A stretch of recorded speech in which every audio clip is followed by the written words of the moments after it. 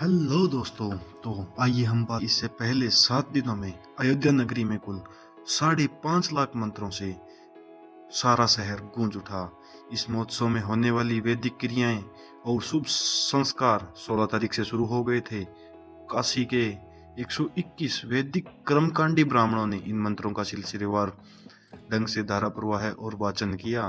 पहले दिन प्रायश्चित होम यानी पवित्रीकरण की क्रिया हुई। इसके बाद कलश पूजन, मूर्ति की शोभा यात्रा हुई और फिर मूर्ति का परिसर में प्रवेश हुआ। जल यात्रा और तीर्थ पूजा हुई और अधिवास हुए।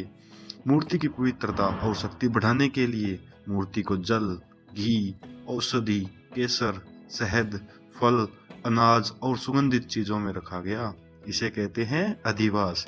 इसके बाद श्री रामलला को 20 जनवरी को स्थापित किया गया। तो 16 जनवरी को क्या हुआ यह देखते हैं। इस दिन प्राण प्रतिष्ठा में पूजा करने वाले यजमान ने प्रायश्चित किया, यानी सरयू नदी में स्नान किया। पवित्रीकरण की क्रिया के बाद विष्णु पूजा के बाद प्रायश्चित के तौर तरीकों पर गोदान किया। इसके बाद जहाँ मूर्ति का निर्माण हुआ उस जगह पर कर्मकुटी हवन किया। इस दिन वाल्मीकि रामायण और भुसुंडी रामायण पाठ भी किया गया। और 17 जनवरी को क्या हुआ देखते हैं। इस दिन जल यात्रा के साथ ब्राह्मण, बटुक, कुमारी, सुहासिनी पूजन हुआ।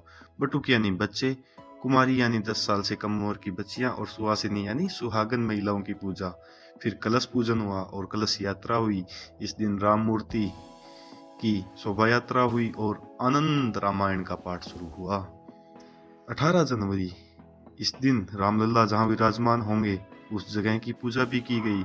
इसके बाद तीर्थ पूजन हुआ जिसमें गणेश, अंबिका और मंडलों की पूजा हुई। मंडप प्रवेश, यज्ञ भूमि, वास्तु पूजन समेत अनुष्ठान में शामिल सभी जरूरी पाठ पूजा हुई। इसके बाद मूर्ति का जलाधिवास, गंधाधिवास, पूजन और आरती हुई।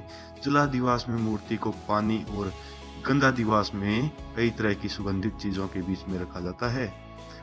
19 जनवरी औषधाधिवास, केसराधिवास और घृताधिवास और धान्याधिवास हुए। औषधाधिवास में मूर्ति को औषधियों में रखा जाता है। केसराधिवास में केसर में, घृताधिवास में घी में और धान्याधिवास मतलब कई तरह के अनाजों के बीच रखा जाता है। माना जाता है कि कढ़ाई के वक्त मूर्ति पर चोट होने पर लगने वाले दोष और अशुद्धियां इन अनुष्ठानों से दूर हो जाती है। इस दिन अरणी में प्रकट अग्नि की 9 कुंडों की स्थापना हुई।